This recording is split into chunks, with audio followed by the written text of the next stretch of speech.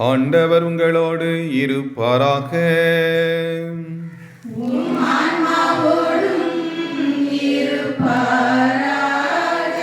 புனித லூக்கா எழுதிய தூய நற்செய்தியிலிருந்து வாசகம்.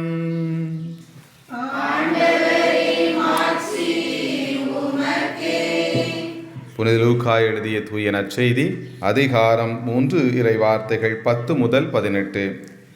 அக்காலத்தில் திருமுழுக்கு யோவான் போதித்து கொண்டிருந்த போது, நாங்கள் என்ன செய்ய வேண்டும் என்று கூட்டத்தினர் அவரிடம் கேட்டனர். அதற்கு அவர் மறுமொழியாக, 2 அங்கிகளை உடையவர் இல்லாதவரோடு பகிர்ந்து கொள்ளட்டும், உணவை உடையவரும் அவ்வாறே செய்யட்டும் என்றார். வரி தண்டுவோரும் திருமுழுக்கு பெற வந்து, போதகரே, நாங்கள் என்ன செய்ய வேண்டும் என்று அவரிடம் கேட்டனர். அவர், உங்களுக்கு குறிக்கப்பட்ட தொகைக்கு அதிகமாக எதையும் தண்டாதீர்கள் என்றார். படை வீரரும் அவரை நோக்கி, நாங்கள் என்ன செய்ய வேண்டும் என்று கேட்டனர். அவர், நீங்கள் எவரையும் அச்சுறுத்தி பணம் பறிக்காதீர்கள், யார் மீதும் பொய்க்குற்றம் சுமத்தாதீர்கள், உங்கள் ஊதியமே போதும் என்றிருங்கள் என்றார். அக்காலத்தில் மக்கள் மீட்பரை எதிர்பார்த்து கொண்டிருந்தார்கள். ஒருவேளை யோவான் மெஸ்ஸியாவாக இருப்பாரோ என்று எல்லாரும் தங்களுக்குள் எண்ணிக்கொண்டிருந்தார்கள். யோவான் அவர்கள் அனைவரையும் பார்த்து, நான் தண்ணீரால் உங்களுக்கு திருமுழுக்கு கொடுக்கிறேன். ஆனால் என்னை விட வலிமை மிக்க ஒருவர் வருகிறார். அவருடைய மிதியடிவாரை அவிழ்க்க கூட எனக்கு தகுதியில்லை. அவர் தூய ஆவி என்னும் நெருப்பால் உங்களுக்கு திருமுழுக்கு கொடுப்பார். அவர் சுளகை தம் கையில் கொண்டு கோதுமையையும் பதரையும் பிரித்தெடுப்பார். கோதுமையை தம் களஞ்சியத்தில் சேர்ப்பார், பதரையோ அணையா நெருப்பிலிட்டு சுட்டரிப்பார் என்றார். மேலும் பல அறிவுரைகளை கூறி மக்களுக்கு நற்செய்தியை அறிவித்தார். ஆண்டவரின் அருள்வாக்கு.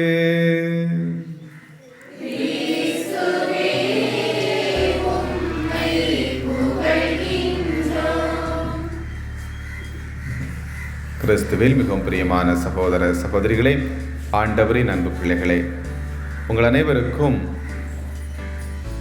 இந்த திருவருகை காலத்தின் 3வது வாரம், மகிழ்ச்சியின் வாரத்தின் மகிழ்ச்சியை உங்களுக்கு உரித்தாக்கி உங்களை அன்போடு வரவேற்கிறேன். அருமையான என் அன்பு இறை மக்களே, இந்த திருவருகை காலத்திலே இயேசுவினுடைய பிறப்பிற்காக நம்மை என்ன செய்கின்றோம்? தயார் செய்கின்றோம். இயேசுவின் பிறப்பிற்காக நம்மை தயார் செய்கின்றோம். அதன் அடிப்படையில் 4 மெழுகுதிரிகளை ஏற்றி இயேசுவை நாம் வரவேற்கின்றோம். நம் உள்ளங்களை தயார் செய்கின்றோம். முதல் மெழுகு திரி என்ன? நம்பிக்கை. நம்பிக்கை இல்லாமல், எதிர்நோக்கு இல்லாமல் நாம் இயேசுவை எதிர்கொள்ள முடியாது, இல்லையா? அதற்கான ஒரு நம்பிக்கையும் ஆசையும் எதிர்நோக்கும் இருக்க வேண்டும். எனவே நம்பிக்கையோடு இயேசு என் உள்ளத்தில் பிறப்பார் என்று நாம் எதிர்பார்க்கின்றோம். இயேசு எனக்காக பிறப்பார் என்று எதிர்பார்க்கின்றோம். 2வது, இந்த இயேசுவின் பிறப்பு நம் வாழ்க்கையிலே அமைதியை கொண்டு வரும். குறிப்பாக அந்த அமைதி எப்படிப்பட்ட அமைதியா இருக்கும்? உள்ளத்திலே நிறை அமைதியாக இருக்கும். 3வது, இந்த வாரம் மகிழ்ச்சியின் வாரம். ஆம், இயேசுவின் பிறப்பு நம் அனைவருக்கும் மகிழ்ச்சியை கொண்டு வரும் ஒரு நிகழ்வாக, ஒரு மிகப்பெரிய ஆசிராக அமைகின்றது, ஒரு கொண்டாட்டமாக அமைகிறது. மகிழ்ச்சி என்பது இந்த உலகத்தில் எல்லாரும் விரும்புகின்ற ஒன்று. சந்தோஷமாக இருக்கணும்னு சொல்லி எல்லாரும் விரும்புகிறீங்களா? அம்மாவா இல்லையா? ஆனால் ஒரு நாளைக்கு எவ்வளவு நேரம் நீங்கள் சிரிக்கிறீங்க? எல்லாருக்குமே சந்தோஷமாக இருக்கணும்னு ஆசை. ஆனால் ஒரு நாளைக்கு எவ்வளவு நேரம் நீங்கள் சந்தோஷமாக இருக்கிறீங்க? ஒரு நாளைக்கு எவ்வளவு நேரம் நீங்கள் சிரிக்கிறீங்க? அதாவது நம்மளுக்கு கலெக்டராக ஆசை இருக்கும், ஆனால் என்ன செய்ய மாட்டோம்? கழுதை மேய்க்க கூட லாய்க்கில்லைன்னு சொல்லுவாங்களே, படிக்கவே மாட்டோம். நமக்கு படிக்கணும்ல. அதே போல தான் மகிழ்ச்சியோடு இருப்பதற்கு எல்லாத்துக்கும் ஆசை இருக்குது. ஆனால் நம்ம மகிழ்ந்து இருக்கிறோமா? நாம் சிரிக்கிறோமா என்றால் உண்மையிலேயே இல்லை. அருமையானவர்களே, எனவே ஆண்டவர் இன்று அருமையாக என்ன செய்கின்றார்? தன்னுடைய பிறப்பின் வழியாக கடவுள் 3 அருமையான ஒரு நற்செய்தி, அதாவது இறை வார்த்தைகளை கொடுத்து நாம் மகிழ்ச்சியாக இருக்க வேண்டும் என்று சொல்லி 3 வாசகங்களை கொடுக்கிறார். முதல் வாசகத்திலே நாம் பார்க்கின்ற பொழுது, மகளே சீயோன் மகிழ்ச்சியால் ஆர்ப்பரி, ஆரவாரம் செய், மகளே எருசலேம் உன் முழு உள்ளத்தோடு அகமகிழ்ந்து அக்களி, முழு உள்ளத்தோடு அகமகிழ்ந்து அக்களி. ஏனென்றால் ஆண்டவர் உன் தண்டனை தீர்ப்பை தள்ளிவிட்டார், உன் பகைவர்களை அப்புறப்படுத்தினால், இஸ்ராயலின் அரசராகிய ஆண்டவர் உன் நடுவில் இருக்கின்றார். அப்ப இயேசு நம் மத்தியில் இருக்கின்றார். இதோ நற்கருணையில் நம் மத்தியில் இருக்கின்றார். எனவே இயேசுவின் பிறப்பு அதைத்தான் சுட்டி காட்டுகிறது. ஆம், உங்கள் மத்தியில், உங்கள் நடுவில் நான் இருக்கிறேன். எனவே என்னுடைய அந்த பிரசனம் உங்களுக்கு மகிழ்ச்சியை கொண்டு வரக்கூடிய பிரசனமா இருக்கிறது. எனவே என் பிள்ளைகளை நீங்கள் மகிழ்ந்திருங்கள் என்று முதல் வாசகம் சொல்லுகிறது. இங்க பாருங்க, 2வது வாசகத்துல என்ன பார்க்கிறோம் அப்படின்னு பார்க்கின்ற பொழுது, ஆண்டவரோடு இணைந்து என்றும் மகிழுங்கள். என்ன சொல்லப்பட்டிருக்கிறது? ஆண்டவரோடு இணைந்து, உங்கள் மத்தியிலே இதோ ஆண்டவர் இருக்கிறார், இந்த ஆண்டவரோடு இணைந்து எப்பொழுதும் மகிழுங்கள். மீண்டும் கூறுகிறேன், மகிழுங்கள். கனிந்த உங்கள் உள்ளம் எல்லா மனிதருக்கும் தெரிந்திருக்கட்டும், ஆண்டவர் அண்மையில் உள்ளார், எதையும் பற்றி நீங்கள் கவலைப்பட வேண்டாம். எனவே அருமையான என் அன்பு பிள்ளைகளே, கவலையை விடுங்கள், மகிழ்ந்திருங்கள் என்று ஆண்டவர் சொல்லுவார். கவலைப்படாத எத்தனையோ வர சொல்லுவார் இல்லையா? நீங்கள் கவலைப்படாதீர்கள். ஏன்னா மகிழ்ச்சியாய் இருப்பதற்கு எது தடையாக இருக்கிறது? நம்முடைய கவலைகள். நான் தான் நேற்றும் சொன்னேன் இல்லையா, நம்ம வீட்டில் பிரச்சனை இல்லாமல் இல்லை. பிரச்சனை இருக்கா இல்லையா? இருக்கு. எத்தனை பிரச்சனை இருக்குது? எல்லார் வீட்லேயும் 4 பிரச்சனை இருக்கு. இப்போ நம்ம கவலை கொள்ளுவோம். ஆனால் நம்ம வீட்டில் நல்ல விஷயம் இருக்கா இல்லையா? சொல்லுங்க. நம்ம குடும்பத்தில் நல்ல விஷயம் இருக்கா? கடவுள் உங்களுக்கு நல்ல விஷயம் தந்திருக்காரா? கண்டிப்பாக 4 துன்பம் இருந்தால், 4 பிரச்சனை இருந்தால், கடவுள் உங்களுக்கு 8 நல்ல விஷயத்தை வச்சிருப்பாரு. 8 நல்ல விஷயத்தை வச்சிருப்பார். கண்டிப்பா நீங்க சுத்தி பாருங்க, உங்களுக்கு பிரச்சனை இருக்கும், இல்லைன்னு நான் சொல்ல மாட்டேன். கண்டிப்பா 4 பிரச்சனை இருக்கும். ஆனால் அந்த பிரச்சனைகளை விட அதிகமான நன்மைகளும் ஆசீர்வாதமும் நன்மையான மகிழ்ச்சிக்குரிய காரியம் உங்க வீட்டில் இருக்கும். கண்டிப்பா அதை விட அதிகமா இருக்கும். அதனால 4 துன்பத்திற்குரிய காரியம் இருந்தால் 8 இன்பத்திற்குரிய சந்தோஷத்திற்குரிய காரியம் கண்டிப்பா இருக்கும். அப்போ நீங்க என்ன செய்யணும்? 4 துன்பத்தை பார்ப்போம். பார்த்துட்டு என்ன செய்யறோம்? கவலையோட இருக்கும். பரவாயில்ல, நான் துன்பத்தில் உங்களை சிரிக்க சொல்லலை. துன்பம் இருந்தாக்க அதுக்கு அடிச்சா பிளிக்க தான் செய்யணும். நான் என்ன சொல்றேன்னா, துன்பத்தை பார்த்து நீங்கள் என்ன செய்கிறீர்கள்? நீங்கள் கவலைப்படுகிறீர்கள். ஆம், அதே போல கடவுள் உங்கள் குடும்பத்திலே வைத்திருக்கிற 8 நன்மையான காரியங்களை பார்த்து என்ன செய்யணும்? மகிழ்ந்திருக்க வேண்டும். அப்ப இப்ப கூட்டி கழிச்சு பாருங்க, 8ல இருந்து 4 போனா எத்தனை?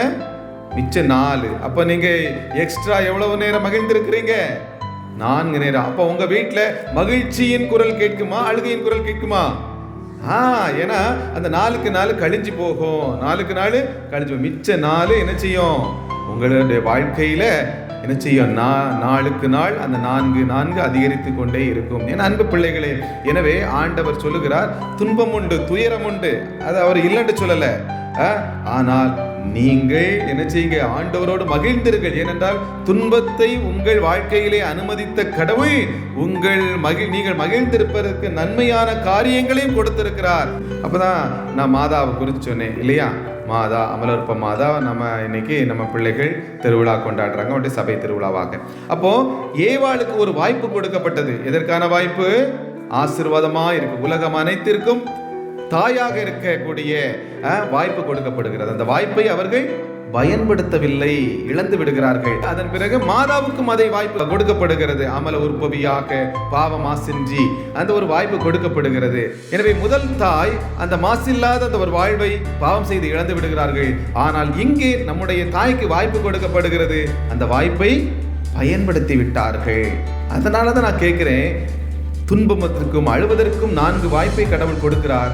அந்த 4 வாய்ப்பை நீங்க பயன்படுத்தி என்ன செய்றீங்க? பயன்படுத்துவீங்க. கண்டிப்பா உட்கார்ந்து அழுவீங்க. அதே நேரத்தில் மகிழ்ச்சியா இருப்பதற்கும் நன்மையாக இருப்பதற்கும் 8 வாய்ப்புகளை கடவுள் கொடுத்திருக்கிறாரே, அந்த வாய்ப்புகளை மட்டும் ஏன் நீங்கள் பயன்படுத்துவதில்லை? சரிங்களா?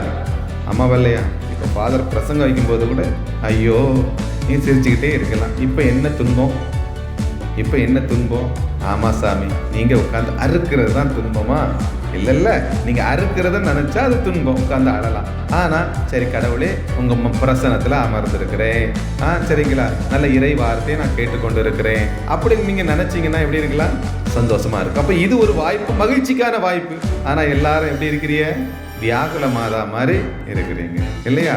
ஆமா, அருமையான என் அன்பு பிள்ளைகள், அதான் நான் இது எளிமையாக சொல்லி, நான் சிரிப்பதற்காக வாய்ப்புகள் இருக்குது, மகிழ்ந்திருக்க வாய்ப்பு. ஆனால் நம் உள்ள மகிழ்வதில்லை. உங்களை மட்டும் சொல்லலை, நானும் ஒரு மனிதன் தான்.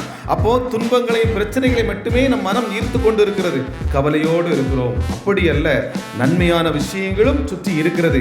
நாம் அதை பார்க்க பழகி கொண்டோம் என்றால் அந்த நன்மையான விஷயங்கள் இருக்கும். அதனால நம்ம முகம் என்ன செய்யும்? மகிழ்ச்சி அடையும். எனவே அருமையானவர்களே, நாம் எப்பொழுதும் ஆண்டவரோடு மகிழ்ந்திருங்கள். அப்போ நம்ம பக்கத்துல யார் இருக்கா? அப்ப நம்ம பார்வை எங்க போனோம்? 4 துன்பம் இருந்தாலும் நம்ம பக்கத்துல இன்னொருத்தர் இருக்காரு. யாரு? ஆண்டவர். அவரு துன்பமா இன்பமா? இன்பம். அப்ப அவரை நீங்கள் பார்க்க பார்க்க பார்க்க உங்கள் முகம் என்ன செய்யும்? மகிழ்ச்சி. அதனாலதான் மகிழ்ச்சி, இயேசுவின் பிறப்பு உங்களுக்கு மகிழ்ச்சியை கொண்டு வருகின்ற பிறப்பாக இருக்கிறது. எனவே இந்த மகிழ்ச்சியின் மெழுகுத்திரையை வானதூதர்களுடைய மெழுகுத்திரை என்றும் சொல்லுகின்றார்கள். அப்போ வானதூதர்கள் என்று சொல்லுகிற பொழுது அந்த இடையர்களுக்கு அங்கே ஆடு மேய்த்து கொண்டிருந்த பொழுது வானதூதர்கள் வந்து என்ன செய்கிறார்? உங்களுக்கு மகிழ்ச்சியூட்டும் மாபெரும் நற்செய்தியை அறிவிக்கிறேன் என்று சொல்லுகிறார். எனவே இயேசு உங்களுக்காக பிறப்பது என்பது மகிழ்ச்சியின் செய்தியாக இருக்கிறது. அதை கேட்டு அவர்கள் வாய்ப்பு, மகிழ்ச்சியோட இருப்பதற்கு வாய்ப்பு கொடுக்கப்படுகிறது. அவங்க என்ன வானத்துல இருந்து ஒரு சத்தம் கேட்குது, இது சும்மா உள்ள சத்தமா இருக்குது அப்படின்ட்டு அவங்க பாட்டுக்கு அந்த துன்பத்துக்குள்ளேயும் இருட்டுக்குள்ளேயும் இல்லை. என்ன செய்தாங்க? அந்த நடு இரவுல அவங்க அந்த கூளரு, அந்த துன்பமான ஒரு சூழல் இருக்குது, அவங்க அதை விடுத்துட்டு ஒரு வாய்ப்பு கொடுக்கிறது, மகிழ்ச்சியா இருப்பதற்கான ஒரு வாய்ப்பு. அதை நம்பி என்ன செய்தாங்க? அந்த ராத்திரிலேயே அந்த குரலை நம்பி அவர்கள் ஓடுகிறார்கள். நம்பியபடியே அங்கே ஒரு தாயும் ஒரு தகப்பனும் அங்கே ஒரு குழந்தையும் அங்கே இருக்கிறது பார்த்து அவர்கள் தண்டலிட்டு வணங்கி மகிழ்கின்றார்கள். எனவே மகிழ்ச்சிக்கான வாய்ப்பு உங்களுக்கு கொடுக்கப்படுகின்றது. கடவுள் ஆசீர்வாதத்திற்கான வாய்ப்புகளை கொடுக்கின்றார். அதை நினைத்து நீங்கள் என்ன செய்ய வேண்டும்? மகிழ்ந்து இருக்க வேண்டும் என்று சொல்லி ஆண்டவர் இந்த அன்பொடுக அழைக்கின்றார். மூன்றாவது நற்செய்தி வாசகத்துல 2-3 காரியங்கள் இருக்கு. மகிழ்ந்திருப்பதற்கான ஒரு வழிகளை கடவுள் கொடுக்கின்றார். முதலாவதா பாருங்க, நாங்கள் என்ன செய்ய வேண்டும் என்று கூட்டத்தினர் கேட்கிறார்கள். அதற்கு அவர் என்ன சொல்கிறார்? 2 அங்கிகளை உடையவர் என்ன செய்யணும்? இல்லாதவரோடு பகிர்ந்து கொள்ளட்டும் என்று சொல்றார். அப்போ நம்ம கொடுக்கின்ற பொழுது மகிழ்ச்சி கிடைக்கும். ரத்தன் டாட்டா அண்மையில் மரித்தார் இல்லையா? ஒரு நல்ல ஒரு மனிதராக நம்ம மத்தியிலே வாழ்ந்திருக்கிறார். அந்த மனிதருடைய வாழ்க்கையிலே அவர் பகிர்கின்ற ஒன்று, அதாவது நான் நிறைய சம்பாதித்தேன், சொத்து, நிறைய செல்வங்கள், ஆனால் அந்த சொத்துக்குள்ள செல்வங்களை எனக்கு நிறைவான மகிழ்ச்சி தரவில்லை அவர் சொல்லுகிறார். அதன் பிறகு மிகப்பெரிய புகழ் அந்தஸ்து, என் பேரை தெரியாதவங்க இருக்க மாட்டாங்க, அந்த டாட்டா என்றால் அப்படி. எனவே அந்த அந்தஸ்து கூட எனக்கு நிறைவான மகிழ்ச்சியை நான் தர முடியவில்லை. ஒரு நாள் இந்த வித்தியாசமான வினோதமான மகிழ்ச்சியின் வாழ்க்கையிலே நான் கண்டுகொண்டேன். கடவுள் அந்த மகிழ்ச்சியை எனக்கு அளித்தார். எப்பொழுது, எப்படி என்றால், என் நண்பர் ஒருவர் என்னை ஒரு ஊனமுற்ற இல்லத்திற்கு அழைத்தார். அங்கே தாங்கள் சற்று உதவி செய்ய வேண்டும் என்று சொன்னார், அந்த வீல் சேர். அப்போ சரி என்று சொல்லி, அவருக்கு பணக்காரர் தானே, சரி எத்தனை வேணுமோ அத்தனை எடுத்துக்கொள் வீல் சேர். அப்போ அந்த வீல் சேர்களை கொடுத்து விட்டு அந்த நிகழ்ச்சியிலே எல்லாருக்கும் வீல் சேரை கொடுத்து விட்டு அந்த வீல் சேரிலே அந்த குழந்தைகள் அமர்கின்றது. அங்கே அந்த உடல் ஊனமுற்றவர்கள் அந்த வீல் சேரிலே அமர்ந்து அந்த ரத்தன் டாட்டா இவர் தான் உங்களுக்கு இதையெல்லாம் தந்திருக்கிறார் என்று சொல்லுகின்ற பொழுது அந்த புதுவிதமான அந்த சைக்கிளையும் அதை பார்த்து உட்கார்ந்துகிட்டதும் அவங்க அந்த சொர்க்கத்தையே பார்த்த மாதிரி இப்படி தொட்டு பார்க்கிறாங்க. அவங்க ஒரு சந்தோஷம், இதை யார் கொடுத்தா? இவங்க தான் கொடுத்தாங்கன்னு அவரை கடவுள் போல அவங்க முழுசும் சந்தோஷத்தோட மகிழ்ச்சியோட அவரை பார்க்குறாங்க. அப்போ அவர் நினைக்கிறார், உண்மையிலே நம்மளுக்கு இப்படி கைகால் ஊனமா இருந்தா இவ்வளவு சிரிக்க முடியுமா? இவளுக்கு கைகால் ஊனம் இருக்குது, ஆனா இவங்க இந்த சைக்கிளை பார்த்த உடனே அதை தொட்டு தொட்டு பார்த்து அதை கொடுத்த நம்மளை பார்த்து இவ்வளவு சந்தோஷமா சிரிக்க முடியுதே. அப்ப இவங்களுக்கு நான் இவ்வளவு சந்தோஷம் கொடுத்தேன். உண்மையிலே அந்த நேரத்தில் அவர் அறியாம அவர் உள்ளத்துல ஒரு பெரிய ஒரு சந்தோஷத்தை அவர் கண்டு கொண்டாராம். அவர் சொல்றாரு, உண்மையின் வாழ்க்கையில் உண்மையான மகிழ்ச்சியை நான் கொடுப்பதில் தான் கண்டுகொண்டேன், கொடுப்பதில் தான் மகிழ்ச்சி இருக்கிறது என்பதை புரிகிறேன் என்று அவர் என்ன செய்கிறார் சொல்லியிருக்கிறார். எனவே பெறுவதை விட தருவதிலே தான் மகிழ்ச்சி இருக்கிறது என்பதே இருக்கு. அதனால ஆண்டவர் சொல்லுகிறார், பொருளை நீங்க சேர்க்கணும் அப்படி மட்டும் நினைக்காங்க, சேருங்க, பிரச்சனை இல்லை, உழையுங்கள், சேருங்கள். ஆனால் உங்களிடம் இருக்கின்ற ஒன்றை நீங்கள் கொடுத்து பாருங்கள், அங்கேதான் அது நிறைவான மகிழ்ச்சி கொடுக்கும். இல்லைன்னா நீங்க சேர்த்து வச்சிருப்பீங்க, பிரச்சனை இல்லை. ஆனா இருக்கும் ஏன் 8 பவுன் சேர்த்தாச்சு, ஏன்னா 2 பவுன், 10 பவுன் சேர்த்தாச்சு, ஏன்னா 5 பவுன், 20 பவுன் சேர்த்தாச்சு, இன்னும் 10 பவுன், 2 5 ஆகும், 10 ஆகும், இப்படிதான் இருக்கும். 10 சேலை வாங்கியாச்சு, நிப்பாட்டிருந்தோம் இல்லை, என்ன அடுத்த சேலை இல்லையா? ஆமா. என்ன அன்பு பிள்ளைகளே, நம்முடைய இது இருக்கணும். அதே போல இன்னைக்கு பெரியவர்கள் சொத்து சேர்த்தவங்களை பாருங்களேன். தகப்பன்மார்கள் சொத்து வாங்க ஆரம்பிச்சுட்டு, தகப்பன் நிறைய சொத்து நிறைய சொத்து இருக்கிற வாங்க ஆரம்பிச்சிட்டவங்க, எனக்கு அது போதும், எனக்கு சொத்து போதும் என்று சொல்லுவாங்க. எத்தனை ஊர்கள் போயிருக்கிறேன். அவங்க ஏன்னா அடுத்த இடம் எங்கடா வருது, அதை வாங்கணும், அதை முடிக்கணும், ஏன்னா அடுத்த அங்கே ஏக்கரா அங்கே முடிக்கணும், அப்படிதான் போயிட்டே இருக்குது. எனவே தர வேண்டும் என்கின்ற எண்ணம் அடைவிட்டு கொண்டு இருக்கிறது. அருமையானவர்களே, உங்களுக்கு சொத்தும் செல்வம் மகிழ்ச்சி கொடுக்கும், உண்மைதான். ஆனால் உங்களுக்கு இந்த சொத்து சேர்ந்து கொண்டே இருந்தால் மகிழ்ச்சி கொடுக்காது.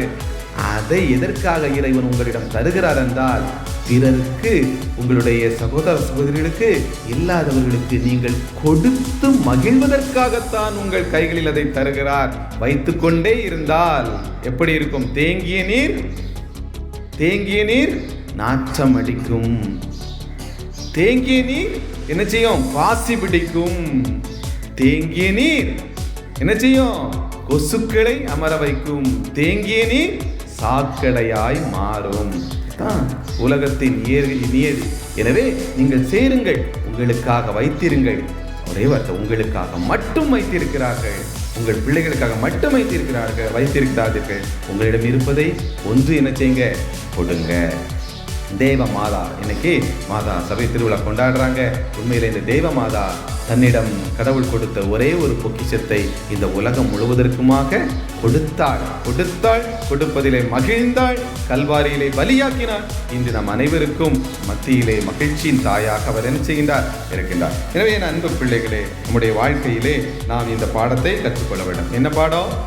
4 துன்பத்திற்கான காரியங்கள் நிச்சயமாக துன்பம் இல்லாத வீடு இருக்குது. அப்ப 4 துன்பத்திற்கான காரியங்களை நீங்கள் கவலைப்பட்டு இப்படி வைத்திருக்கிறீர்களே, அதே போல 8 வாய்ப்புகள் மகிழ்ந்திருப்பதற்காக ஒவ்வொரு நாளும் தருகிறாரே. அதை நினைத்து என்ன செய்யணும்? எல்லாரும் சிரிக்கணும். சிரிப்பீங்களா?